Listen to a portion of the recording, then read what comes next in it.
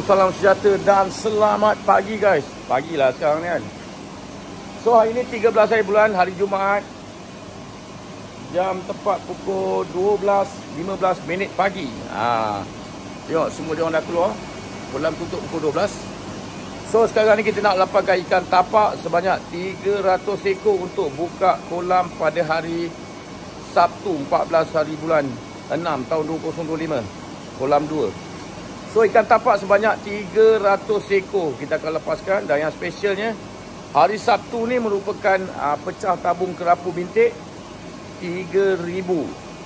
Bermakna 60 ekor ikan. Seekor ikan kalau korang naik tak kisah ikan apa akan dibayar RM50 pada hari Sabtu ni. Jam buka pukul 10 pagi dan tutup pukul 12 malam. Okey, jom kita saksikan pelepasan ikan sebanyak 300 ekor. Let's go. Supaya banyak kelegaan.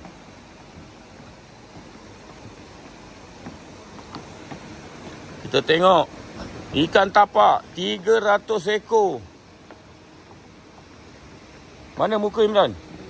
Sini ya. Alan mana mau duduk? Depan duduk. Kicik bagi saya pergi sana. Okey. Alan di depan duduk lah. Dia di depan duduk.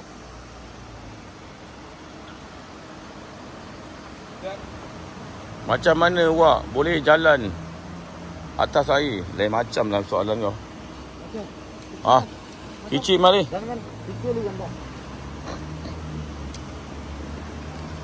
Mari. 300 ekor kita lepaskan siap-siap. Hari Jumaat ni. Tepat pukul 12.22 pagi. Itu dia. Hari Sabtu jangan lupa guys. Seekor ikan RM50.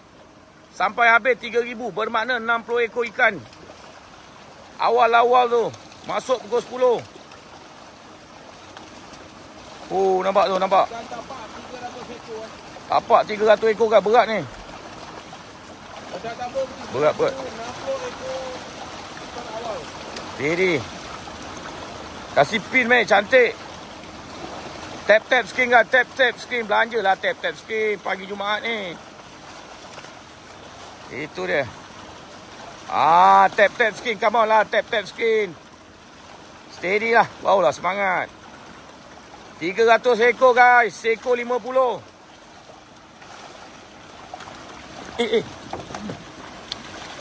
Salah pijak kayu dah. Nasib baik. Nak mancing kat wajah boleh hari Sabtu. Boleh duduk sebelah aku.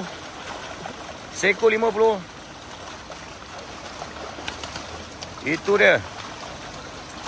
Steady Pak Abu. Kita buang ikan. Ada satu hari kelegaan. Buka kolam hari Sabtu. 60 ekor terawal. Seekor dibayar RM50 Pak Abu. Cantik Imran. Thank you very much. Welcome to the club. Settle masalah. Apa kata gila? Dia sangkut sana lah, jaring lah. Okey, kasih settle. Okey guys, itu sah. Situ saja informasi yang awak nak sampaikan pada korang. Malaysia, ikan tapak kolam 2 kita dah buang 300 ekor. 300 ekor. Jadi jumpa korang hari Sabtu nanti guys. Okey. Sayonara.